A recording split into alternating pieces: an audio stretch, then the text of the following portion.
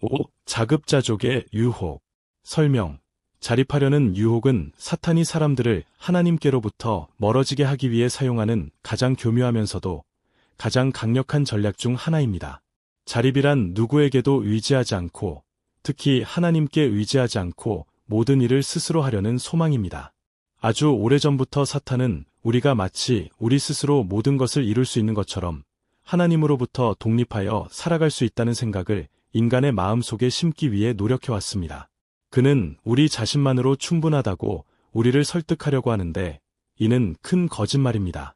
자립은 우리가 하나님보다 우리 자신의 힘, 능력, 지성에 더 의지하도록 이끈다. 이는 우리가 제한된 존재이며 우리의 모든 호흡과 결정이 하나님의 은혜에 의존한다는 사실을 잊게 만듭니다. 우리가 자신을 더 신뢰하게 되면 참 지혜의 근원이신 하나님으로부터 멀어지게 됩니다. 성경은 우리에게 나를 떠나서는 너희가 아무것도 할 수 없음이라 요한복음 15:5고 가르칩니다. 이는 삶의 모든 측면에서 우리가 하나님께 전적으로 의존한다는 것을 보여주는 심오한 진리입니다. 자급자족은 또한 오만함과 교만의 정신을 불러일으킬 수 있는데 그 정신에서 우리는 문제를 해결하기 위해 어느 누구의 도움도 필요하지 않으며 심지어 하나님도 필요하지 않다고 믿습니다. 이러한 속임수는 우리와 하나님의 관계를 약화시켜 우리가 그분의 도움과 인도를 구하려는 의지를 덜 갖게 만듭니다. 더욱이 자립은 우리가 다른 사람을 신뢰하는 경향이 줄어들고 하나님께서 우리의 영적 성장을 위해 세우신 기독교 공동체로부터 멀어지게 함으로써 고립으로 이어질 수 있습니다. 자유로워지는 방법. 자립을 극복하는 첫 번째 단계는 우리가 실제로 모든 일을 하나님께 의존하고 있다는 사실을 인식하는 것입니다. 그러기 위해서는 우리 삶의 모든 측면을 통제할 수 있다는 생각을 버리려는 겸손과 의지가 필요합니다. 기도는 우리가 하나님께 의존하고 있음을 인정하는 필수적인 수단입니다. 기도할 때 우리는 큰 결정이든 일상의 작은 선택이든 우리 삶의 모든 영역에서 그분이 필요하다는 것을 인식합니다.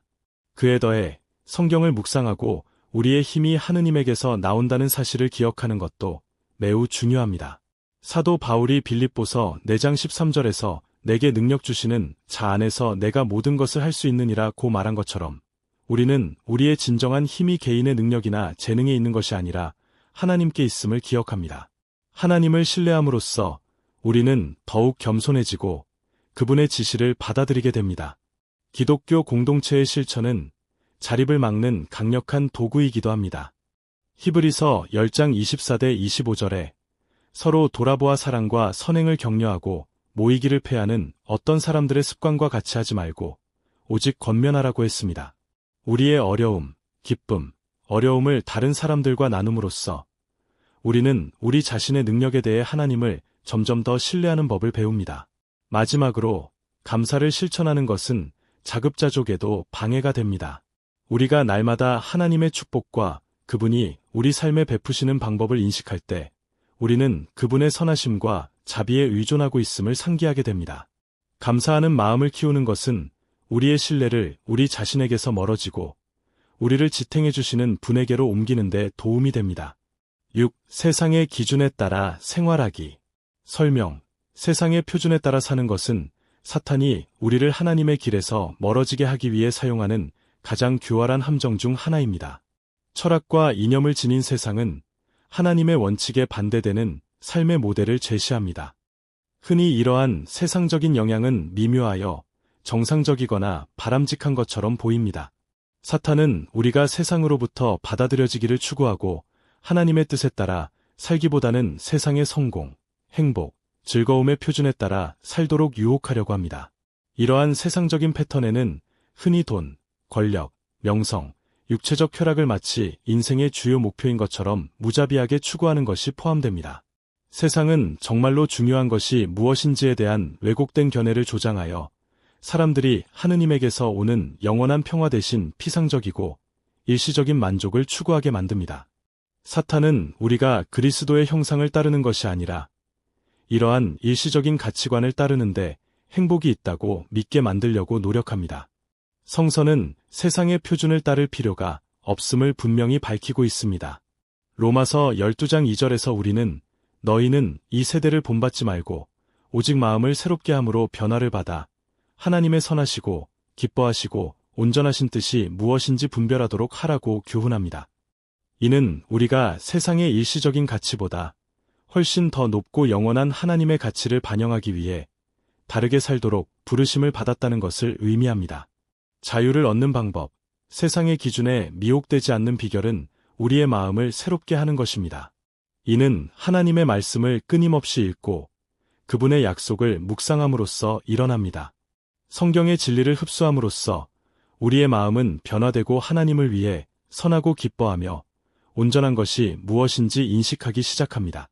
더욱이 우리는 세상에 반대되는 삶을 살기로 의식적인 결단을 내려야 합니다. 요한일서 2장 15대 17절에서 성경은 우리에게 이렇게 경고합니다. 이 세상이나 세상에 있는 것을 사랑하지 말라. 누구든지 세상을 사랑하면 아버지의 사랑이 그 속에 있지 아니하니라. 세상의 유혹을 거부하고 하느님의 왕국 원칙에 따라 생활하는 데 초점을 맞춤으로써 우리는 사탄의 영향력에서 멀어집니다. 마지막으로 기독교 공동체의 삶은 세상의 기준에 맞서 싸우는 데 필수적입니다. 하나님을 위해 살려고 노력하는 형제자매들로 우리 주변을 둘러싸면 우리는 강한 믿음을 유지하고 세상의 기대에 부응하려는 유혹을 물리칠 수 있습니다. 공동체 안에서 그리스도인의 삶은 우리를 강화하고 진리의 길로 우리를 지켜줍니다. 3. 낙담과 희망의 부족. 설명. 낙담과 희망의 부족은 사탄의 강력한 함정입니다. 사람들이 절망감을 느끼면 미래에 대한 동기와 비전을 잃기 시작합니다. 사탄은 우리가 인생을 목적도 없고 가치도 없고 의미도 없는 것으로 여기게 만들려고 노력합니다. 그는 우리의 문제에 대한 해결책이 없으며 우리가 끝없는 어려움의 순환 속에 갇혀 있다고 확신시키려고 합니다. 이러한 낙담은 우리를 영적인 무관심 상태로 이끌 수 있으며 그곳에서 우리는 더 이상 우리 삶을 위한 하나님이나 그분의 목적을 찾지 않습니다. 희망의 부족은 종종 어려운 상황의 결과로 발생합니다. 장기간의 질병, 사랑하는 사람의 상실, 재정적 어려움, 또는 탈출구가 없다고 느끼게 만드는 기타 상황일 수 있습니다. 사탄은 이러한 상황을 이용하여 우리 삶의 그림자를 드리우고 하나님이 우리를 버리셨거나 더 이상 우리를 위한 계획이 없다고 우리를 설득합니다. 이로 인해 우리는 하나님의 은혜와 그리스도 안에 있는 소망을 보지 못하게 됩니다. 그러나 성경은 그리스도 안에 있는 소망이 결코 우리를 실망시키지 않는다고 가르칩니다. 소망이 우리를 부끄럽게 하지 아니함은 하나님이 우리에게 주신 성령으로 말미암아 자기의 사랑을 우리 마음에 부으셨음이라. 롬 5. 그리스도인의 희망은 상황에 근거한 것이 아니라 하나님께서 우리 삶 속에서 일하고 계시며 그분이 자신의 약속을 신실하게 이루신다는 믿음에 근거합니다. 절망의 순간에도 그리스도 안에 있는 소망은 하나님이 더 큰 계획을 갖고 계시고 우리와 함께 계시다는 사실을 상기시켜줍니다. 그것을 제거하는 방법, 낙담과 싸우기 위해서는 하나님의 약속에 초점을 맞추고 그분이 자신의 말씀을 이루기 위해 신실하시다는 것을 기억하는 것이 필수적입니다. 우리가 어려움을 겪을 때 하나님의 주권과 우리를 향한 그분의 사랑에 대한 믿음을 확증하는 것이 필수적입니다. 기도는 이 과정에서 강력한 도구입니다. 왜냐하면 기도를 통해 우리는 하나님에 대한 신뢰를 재확인하고 역경에 맞서기 위한 그분의 힘을 구하게 되기 때문입니다. 더 나아가 하나님의 말씀으로 생각을 새롭게 하는 것이 중요합니다. 성경은 우리가 그리스도 안에 있는 소망을 상기시켜주는 구절들로 가득 차 있습니다. 예레미야 29장 11절에서 하나님께서는 여호와의 말씀이니라 너희를 향한 나의 생각은 내가 안하니 평안이요 재앙이 아니니라 너희의 바라는 결말을 주려 하는 생각이니라 고 선언하십니다. 이 구절은 우리가 미래를 명확하게 볼 수 없을 때에도 하나님께서는 우리 삶을 위한 선한 계획을 갖고 계심을 확신시켜줍니다. 기독교 공동체에서 지원을 구하는 것도 필수적입니다. 낙담의 순간에도 믿음을 가진 다른 형제들의 지원은 우리의 희망을 회복하는 열쇠가 될 수 있습니다. 우리의 어려움을 나누고 다른 그리스도인들로부터 기도와 격려를 받는 것은 우리가 낙담을 극복하도록 돕는 하나님의 방법이 될 수 있습니다. 4. 권력과 통제에 대한 갈증. 설명.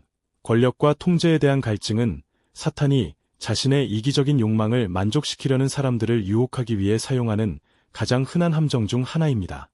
우리 주변의 모든 것을 통제하려는 욕망은 타락한 인간의 본성에 깊이 뿌리를 둔 것입니다. 처음부터 에덴 동산에서 사탄은 하와를 유혹하여 그녀가 하나님과 같이 되어 선악을 알며 상황과 운명을 다스리는 권세를 가질 수 있다고 제안했습니다. 창 3:5. 절대적인 통제권을 갖는다는 생각은 노예제도로 이어지는 거짓 약속이다. 우리 세상에서 이러한 권력 추구는 관계, 재정, 일, 가족 생활, 심지어 신앙에 대한 통제의 필요성 등 다양한 방식으로 나타납니다. 사탄은 삶의 모든 측면에 대한 완전한 자율성, 독립성, 통제권이 만족과 행복을 가져올 것이라고 믿도록 사람들을 속입니다. 그러나 그가 언급하지 않은 것은 통제하려는 이러한 추구가 결국 불안과 좌절, 그리고 하나님과의 거리감을 낳게 된다는 것입니다. 우리가 모든 것을 스스로 통제하려고 하면 결국 우리는 하나님을 우리 삶에서 밀어내고 그분의 주권을 무시하게 됩니다. 그러나 진정한 자유는 하나님께 통제권을 맡기는 것입니다.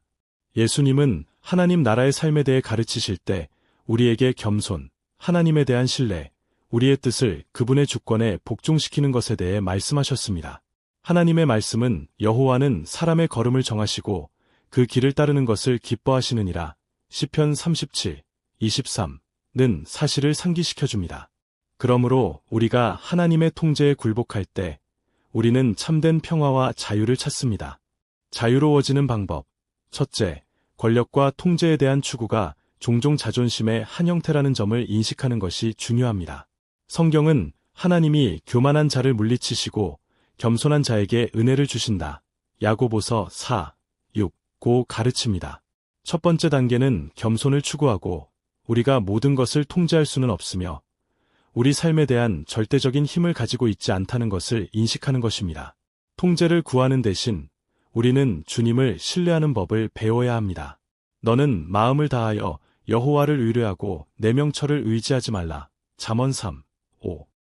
이는 전적으로 하나님께 의지하고 우리의 두려움과 염려와 계획을 그분께 맡기는 것을 의미합니다. 매일 항복하고 하느님을 신뢰하는 기도는 이 함정을 극복하는데 필수적인 실천입니다. 더욱이 기독교 제자도는 우리에게 공동체와 복종의 삶을 가르칩니다. 권력 추구는 종종 우리를 고립시킵니다. 그러나 그리스도인의 삶은 다른 사람들과 조화롭게 살도록 부름을 받았습니다. 다른 사람을 통제하기보다는 섬기는 법을 배움으로써 우리는 그리스도인의 삶의 진정한 목적을 발견하게 됩니다. 마지막으로 하나님의 주권과 그분의 측량할 수 없는 은혜를 묵상하는 것은 우리 삶을 향한 그분의 계획을 신뢰하는 데 도움이 됩니다. 하나님은 우리 각자를 향한 목적을 갖고 계시며 그분을 신뢰하면 우리의 유익을 위해 상황과 사람들을 조작하려는 시도에서 우리가 자유로워집니다. 그리스도 안에서 우리는 넉넉히 이기며 로마서 8시 37분 그분은 우리의 미래를 정하시는 분임을 항상 기억하십시오. 사탄의 함정에서 벗어나기 위한 10가지 신호. 1. 끊임없는 죄책감과 비난. 설명. 죄책감과 정죄는 사탄이 사람들을 하나님과의 관계에서 멀어지게 하기 위해 사용하는 가장 강력한 무기 중 일부입니다. 그는 그리스도인들이 마치 자신의 실수가 돌이킬 수 없고 용서받을 수 없는 것처럼 하나님 앞에서 환영받지 못한다고 느끼기를 원합니다. 죄책감은 우리를 과거에 가두어 우리가 하나님의 은혜를 받을 자격이 없다고 믿게 만드는 효과적인 방법입니다. 사탄의 이러한 전략은 우리를 끊임없는 고뇌의 상태에서 살게 하며 그곳에서 우리의 실패는 그리스도 안에 있는 우리의 정체성보다 우리를 더 중요하게 정의합니다. 죄책감이 후회로 이어진다고 해서 반드시 나쁜 것은 아닙니다. 그러나 사탄의 정죄에는 부정적인 목적이 있습니다. 그것은 우리로 하여금 그리스도의 십자가, 희생의 효과를 의심하게 만들려고 합니다. 사탄은 우리가 과거에 지은 죄에 초점을 맞춤으로써 우리가 예수님께서 주시는 자유와 용서 속에서 살아가는 것을 방해합니다. 그는 우리가 결코 하나님께 받아들여질 만큼 깨끗할 수 없다고 느끼게 하려고 합니다. 사탄은 종종 과거의 실수를 이용하여 우리를 수치심과 후회의 굴레에 가두어 놓습니다. 하나님의 용서만으로는 부족하다거나 다시는 용서하지 않으실 것이라고 믿게 만드는데 이것은 원수의 직접적인 거짓말입니다. 성경은 로마서 8장 1절에서 그러므로 이제 그리스도 예수 안에 있는 자에게는 결코 정죄함이 없나니라고 상기시켜줍니다. 그리스도께서는 우리 죄의 값을 치르셨고 우리가 그분을 믿을 때 우리는 정죄에서 자유로워집니다. 자유로워지는 방법, 죄책감과 정죄함에서 벗어나는 첫 번째 방법은 진정한 회개와 자백을 통해서입니다. 성경은 우리가 우리 죄를 자백하면 하나님은 미쁘시고 위로우사 우리를 사하시며 모든 불의에서 우리를 깨끗게 하신다고 가르칩니다. 요일 1, 9. 이는 우리가 잘못을 자백함으로써 용서를 받고 정죄로부터 자유함을 경험할 수 있다는 뜻입니다. 여기서 중요한 것은 회개가 필요하기는 하지만 지속적인 죄책감을 동반해서는 안 된다는 점을 이해하는 것입니다. 죄책감과 정죄에서 벗어나는 또 다른 열쇠는 하나님의 약속으로 마음을 새롭게 하는 것입니다. 에베소서 1장 7절에서 우리는 우리가 그리스도 안에서 그의 은혜의 풍성함을 따라 그의 피로 말미암아 속량 곧 죄 사함을 받았느니라고 말씀합니다. 그리스도의 보혈로 우리는 죄의 빚에서 완전히 용서받고 해방되었습니다. 이 진리를 묵상함으로써 우리는 하나님께서 이미 우리를 의롭다고 인정하셨기 때문에 죄책감이 더 이상 우리를 지배할 수 없다는 것을 이해하기 시작합니다. 하나님으로부터 오는 평화를 구하는 매일의 기도 실천은 정죄의 거짓말을 파괴하는 데 필수적입니다. 기도는 우리를 하나님께 더 가까이 데려갈 뿐만 아니라 사탄의 공격에 저항할 수 있도록 우리를 강화시켜줍니다. 우리가 기도할 때 우리는 성령께서 우리에게 하나님의 용서의 진리를 확신시켜 주시고 우리가 자유롭게 살 수 있도록 도와달라고 간구할 수도 있습니다. 더욱이 우리의 정체성은 죄로 정의되는 것이 아니라 그리스도로 정의된다는 점을 기억하는 것이 기본입니다. 고린도후서 5장 17절에 누구든지 그리스도 안에 있으면 새로운 피조물이라 이전 것은 지나갔으니 보라 새 것이 되었도다 라고 성경은 말씀하고 있습니다. 우리가 그리스도 안에 있는 이 새로운 정체성을 받아들일 때 우리는 정죄를 버리고 그분이 제공하시는 자유를 받아들입니다. 이 내면의 평화 상실. 설명. 사탄은 내면의 평화 상실을 우리를 감정적으로나 영적으로 불안정하게 만드는 가장 효과적인 방법 중 하나로 이용합니다. 평화는 하나님께서 우리에게 주신 가장 큰 선물 중 하나입니다. 평화를 잃으면 우리는 방향 감각을 잃고 삶의 어려움을 감당할 수 없는 것처럼 느끼기 시작합니다. 하나님으로부터 오는 내적 평화는 성경에서 모든 지각에 뛰어난 평안으로 묘사됩니다. 빌사 7. 이 평화를 빼앗기면 우리는 불안, 스트레스, 두려움과 같은 다양한 파괴적인 감정에 취약하다고 느낍니다. 우리가 어려운 상황에 처하거나 삶의 걱정이 우리를 압도할 때 평화를 잃을 수 있습니다. 사탄은 이러한 순간을 이용하여 우리가 하나님의 주권을 의심하게 만들고 우리가 상황을 통제할 수 없다는 느낌을 갖게 하려고 합니다. 그는 염려가 우리 마음을 지배하고 우리가 하나님을 신뢰하지 못하게 되기를 원합니다. 평안이 사라지면 마음은 혼란으로 가득 차서 하나님의 뜻을 분별하기가 더욱 어려워집니다. 성경은 그리스도의 평화가 세상의 평화와 다르다고 말합니다. 세상의 평화는 외부 상황에 기초한 피상적이며 인생의 역경으로 인해 쉽게 파괴될 수 있습니다. 그러나 예수님께서 주시는 평화는 폭풍 우 속에서도 우리 마음속에 남아있는 지속적인 평화입니다. 우리의 내면의 평화가 상실될 때 사탄은 이를 이용하여 우리를 약화시키고 하나님으로부터 멀어지게 합니다. 자유를 얻는 방법, 평화를 회복하는 첫 번째 단계는 하나님을 완전히 신뢰하는 것입니다. 우리의 염려를 그분께 맡길 때 우리는 모든 이해에 뛰어난 평안을 경험하게 됩니다. 빌사 6대7. 이는 우리가 걱정하는 대신 하나님께서 모든 상황을 다스리시는 주권자이심을 인식하면서 기도하고 하나님 안에서 평안을 구해야 함을 의미합니다. 성경 묵상은 평화를 회복하는 또 다른 효과적인 방법입니다. 성경은 이사야 26장 3절과 같이 우리에게 강력한 약속을 제시합니다. 여호와여 주께서 뜻이 견고한 자를 평강으로 지키시리니 이는 그가 주를 신뢰함이니이다. 우리가 이 약속들을 묵상할 때 우리는 하나님께서 모든 것을 주관하시며 상황이 혼란스러워 보일 때에도 그분께서 우리에게 평안을 주실 것을 믿을 수 있다는 것을 상기하게 됩니다. 평화를 회복하는 또 다른 중요한 방법은 예배와 찬양의 환경을 조성하는 것입니다. 우리가 하나님을 찬양할 때 우리 마음은 그분의 위대하심과 주권에 초점을 맞추며 이는 우리가 그분의 평안 가운데 안식하도록 돕습니다. 예배는 어려움에도 불구하고 하나님이 우리와 함께 계시며 그분의 평화가 어떤 문제보다 크다는 것을 상기시켜줍니다. 평화의 상실이 인간 간 갈등으로 인해 발생했다면 용서와 화해는 평화 회복을 위한 중요한 단계입니다. 마태복음 5장 9절에서 예수님은 우리를 화평케 하는 자는 복이 있도다 라고 부르셨습니다. 이는 평화에는 깨어진 관계를 회복하고 일치를 추구하는 것도 포함된다는 점을 상기시켜줍니다. 마지막으로 성령의 도움을 구하는 것이 필수적입니다. 그분은 예수님이 약속하신 보혜사 요한복음 14시 16분이시며 우리가 길을 잃고 불안할 때 내면의 평화를 회복하도록 도와주실 수 있습니다. 기도를 통해 우리는 성령께 우리 마음과 생각에 평화를 가져다 달라고 간구할 수 있습니다. 7. 하나님의 약속에 대한 불신. 설명. 하나님의 약속에 대한 불신은 사탄이 우리의 믿음을 약화시키고 우리 삶을 위한 하나님의 계획에서 우리를 분리시키기 위해 사용하는 흔한 함정입니다. 인류가 시작된 이래로 사탄은 하나님의 말씀에 대한 의심을 심기 위해 노력해왔습니다. 에덴 동산에서 그는 의심을 이용하여 하와를 속여 하나님께서 지식나무에 대해 말씀하신 것을 의심하게 했습니다. 창 3, 1-5. 그는 하와가 불순종하면 하느님께서 이미 약속하신 것보다 더 나은 것을 얻게 될 것이라고 믿게 만들었습니다. 그 이후로 이 전술은 인간이 신성한 약속을 신뢰하지 못하게 만드는 가장 효과적인 전술 중 하나였습니다. 하나님의 약속에 대한 불신은 삶의 상황으로 인해 하나님께서 약속하신 것을 이행하지 않으시는 것처럼 보일 때 발생합니다. 그것은 장기간의 질병, 재정적 어려움, 정서적 또는 가족적 어려움, 심지어 하나님의 침묵의 순간일 수도 있습니다.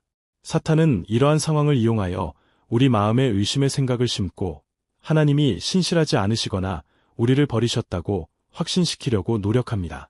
이로 인해 우리는 하나님의 선하심과 신실하심의 의문을 갖게 되고 우리를 위한 그분의 돌보심과 계획에 대한 신뢰가 약화됩니다. 그러나 성경에는 하나님이 신실하시며 말씀하신 것을 항상 이루신다는 약속이 가득합니다. 고린도후서 1장 20절에서 바울은 하나님의 약속은 다 그리스도 안에 있고 그로 말미암아 아멘하여 하나님께 영광을 돌리게 하려 함이니라고 우리에게 상기시킵니다. 이는 비록 상황이 어려울지라도 하나님이 그리스도 예수 안에서 우리에게 주신 약속을 신실하게 이루신다는 것을 우리가 믿을 수 있음을 가르쳐줍니다. 그것을 제거하는 방법, 하나님의 약속에 대한 불신을 극복하는 첫 번째 방법은 그분이 이미 그분의 말씀에서 하신 많은 약속을 기억하는 것입니다. 성경은 하나님이 신실하시며 결코 우리를 버리지 않으실 것이라는 확신으로 가득 차 있습니다. 히브리서 13, 5. 이 약속들을 묵상함으로써 우리의 믿음은 강화되고 하느님에 대한 우리의 신뢰는 새롭게 됩니다.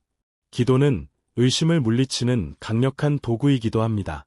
기도할 때 우리는 하나님께 우리의 걱정과 두려움을 표현할 수 있을 뿐만 아니라 그분의 신실하심을 신뢰할 수 있도록 도와달라고 간구할 수도 있습니다. 성경은 빌립보서 4장 6-7절에서 우리의 염려를 기도로 하나님께 아뢰라고 가르칩니다.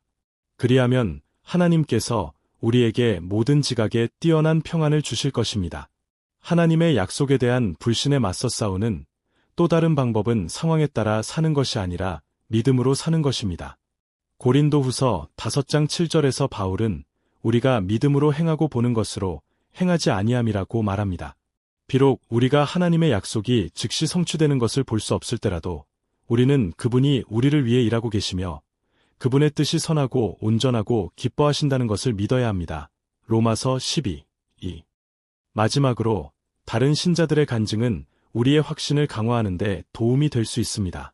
하나님께서 다른 사람들에게 어떻게 신실하셨는지 들으면 우리는 영감을 받고 그분은 어제나 오늘이나 영원토록 동일하시다는 사실을 상기하게 됩니다. 히브리서 13, 8. 우리가 의심스러울 때 믿음을 가진 다른 형제들의 지원은 우리가 하느님의 약속에 대한 신뢰를 새롭게 하는데 도움이 될 수 있습니다. 8. 해로운 관계를 유지하는 것. 설명. 사탄은 종종 우리를 정서적, 영적 파괴의 순환에 가두기 위해 유해한 관계를 이용합니다. 적은 충성심, 외로움에 대한 두려움, 또는 기타 정당해 보이는 이유 때문에 우리가 영적, 정서적 건강에 해로운 관계를 유지해야 한다고 설득하려고 합니다. 이러한 관계에는 우정, 가족 관계, 심지어 우리 삶을 향한 하나님의 목적에서 멀어지게 하는 낭만적인 파트너십이 포함될 수 있습니다. 사탄은 종종 우리가 다른 사람을 기쁘게 하거나 하나님께 영광을 돌리지 않는 관계를 유지해야 하기 때문에 우리의 평화와 성실은 물론 심지어 하나님과의 관계까지 희생해야 한다고 믿도록 우리를 속입니다. 그는 이러한 관계를 유지하는 것이 사랑의 한 형태라고 생각하게 만듭니다. 그러나 사실 이러한 관계는 우리를 그리스도에게서 멀어지게 하고 유혹, 조종, 학대의 상황에 놓이게 합니다. 성경은 우리가 교류하는 사람들에 대해 조심하라고 가르칩니다. 관계는 우리의 영적 삶에 큰 영향을 미칠 수 있기 때문입니다. 고린도전서 15장 33절에는 스스로 속이지 말라 악한 행실이 선한 행실을 더럽히느니라 고 기록되어 있습니다. 이는 부정적인 관계의 영향이 우리를 하나님에게서 멀어지게 하고 우리의 믿음을 부패시킬 수 있다는 것을 의미합니다. 우리와 믿음을 공유하지 않는 사람들과 관계를 유지하면 우리의 그리스도인 행보가 흔들리게 될 수 있습니다. 벗어나는 방법. 유해한 관계에서 벗어나는 첫 번째 단계는 관계가 해롭다는 징후를 인식하는 것입니다. 여기에는 조작, 통제, 한계에 대한 존중 부족, 그리고 가장 중요한 것은 사람이나 관계가 우리를 하나님으로부터 멀어지게 하는 경우가 포함될 수 있습니다. 관계가 건강하지 못하다는 것을 인식할 때 우리의 진실성과 감정적, 영적 안녕에 관해 확고한 입장을 취하는 것이 중요합니다. 성경은 우리가 모든 사람을 사랑해야 한다고 가르치지만 또한 관계에 있어서도 신중할 것을 요구합니다. 고린도후서 6장 14절에서 말씀은 우리에게 경고합니다.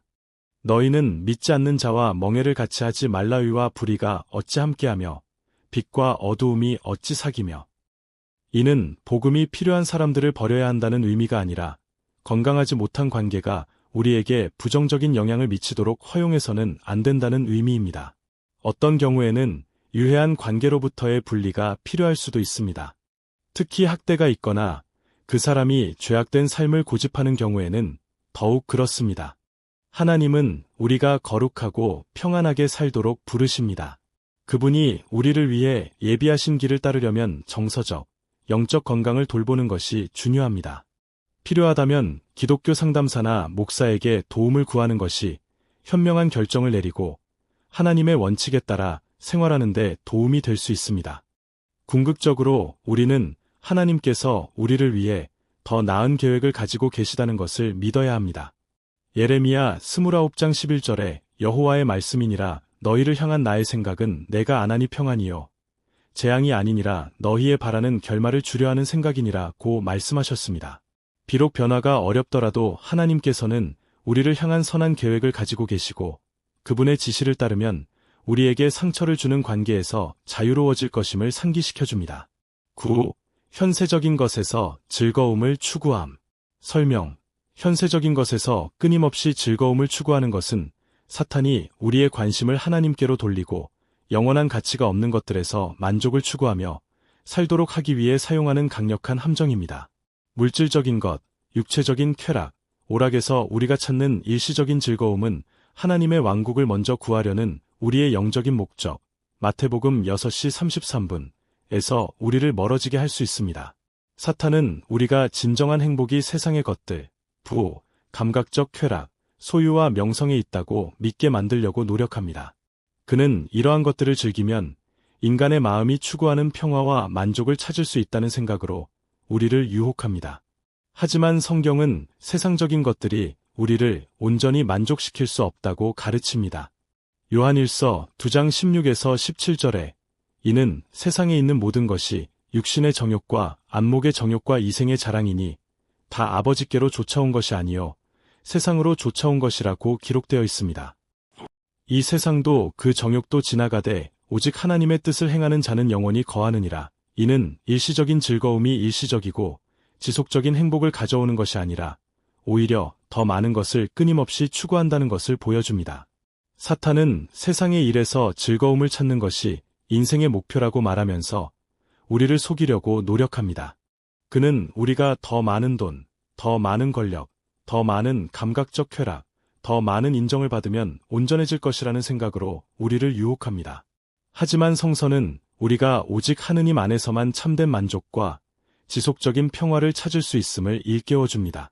예수님은 요한복음 4장 13대 14절에서 내가 주는 물을 마시는 자는 영원히 목마르지 아니하리니라고 말씀하셨는데, 이는 오직 그분만이 인간 마음의 깊은 갈증을 채워주실 수 있음을 보여주셨습니다. 자유로워지는 방법. 이 함정에서 벗어나는 열쇠는 영원한 것과 하나님과의 더 깊은 관계에 초점을 맞추는 것입니다. 세상적인 것에서 즐거움을 찾는 것이 하나님을 알고 그분의 임재를 경험하는 데서 오는 기쁨으로 바뀌었습니다. 주의 앞에는 기쁨이 충만하고 주의 우편에는 영원한 즐거움이 있나이다. 시편 16시 11분. 우리가 일시적인 쾌락에 미혹되지 않으려면 성경으로 우리의 생각을 새롭게 하는 것이 필수적입니다. 골로새서 3장 1대 2절은 이렇게 가르칩니다. 그러므로 너희가 그리스도와 함께 다시 살리심을 받았으면 위의 것을 찾으라. 거기는 그리스도께서 하나님 우편에 앉아 계시느니라. 위의 것을 생각하고 위의 것을 생각하지 말고 위의 것을 생각하라. 땅에 있는 것들에 대하여 하나님과 그분의 왕국에 초점을 맞춤으로써 우리는 물질적 소유에 대한 끊임없는 쾌락 추구에서 벗어나 그분의 뜻에 더욱 중심을 두게 됩니다. 또한 감사를 실천하는 것은 우리의 욕구를 방향 전환하는 데 도움이 됩니다. 하나님께서 이미 우리에게 주신 것에 대해 감사할 때 우리의 즐거움 추구는 줄어들게 됩니다. 성경은 우리가 가진 것에 만족하라고 가르칩니다. 왜냐하면 돈을 사랑함이 일만 악의 뿌리이기 때문입니다. 디모데전서 6시 10분. 그러므로 우리 마음을 하나님과 그분의 선하심에 집중함으로써 우리는 현세적인 것에서 즐거움을 추구하려는 유혹으로부터 보호받을 수 있습니다. 10. 진정한 회개의 부족. 설명. 진정한 회개가 부족한 것은 사탄이 우리를 하나님에게서 멀어지게 하기 위해 사용하는 함정입니다. 우리가 자신의 죄를 인정하지 않고 회개할 때 우리는 죄의 속박에 갇히게 되고 하나님의 은혜에서 끊어지게 됩니다. 회개는 영적인 회복을 향한 필수적인 단계입니다. 사탄은 우리가 회개할 필요가 없고 우리의 실수가 그다지 심각하지 않으며 하나님께서 우리를 용서하지 않으실 것이라고 믿도록 우리를 속이려고 합니다. 그것은 수치심과 죄책감을 심어 죄가 하나님의 은혜보다 더 크다고 믿게 만듭니다. 하지만 성서에서는 회개가 하느님과 화해하는데 꼭 필요한 단계라고 가르칩니다. 요한일서 1장 9절에 만일 우리가 우리 죄를 자백하면 저는 미쁘시고 위로우사 우리 죄를 사하시며 모든 불의에서 우리를 깨끗게 하실 것이요 라고 기록되어 있습니다. 이는 죄와 상관없이 하나님의 은혜가 더 크며 회개하고 그분께 돌아오는 사람들에게 항상 주어진다는 것을 우리에게 확신시켜줍니다. 벗어나는 방법. 진정한 회개의 부족을 극복하는 첫 번째 단계는 하나님 앞에서 죄의 심각성을 인식하는 것입니다. 우리가 자신의 실패를 인식할 때 우리는 통회하고 겸손한 마음으로 하나님께로 돌아와 그분의 용서를 구해야 합니다. 성경은 여호와는 마음이 상한 자에게 가까이 하시는도다. 시편 34, 18라고 말합니다. 더욱이 우리는 죄에서 돌이켜야 하며 죄로 돌아가서는 안 됩니다. 진정한 회개는 과거의 잘못을 후회하는 것뿐만 아니라 행동의 변화도 포함합니다. 성경은 사도행전 3장 19절에서 우리에게 이렇게 가르칩니다.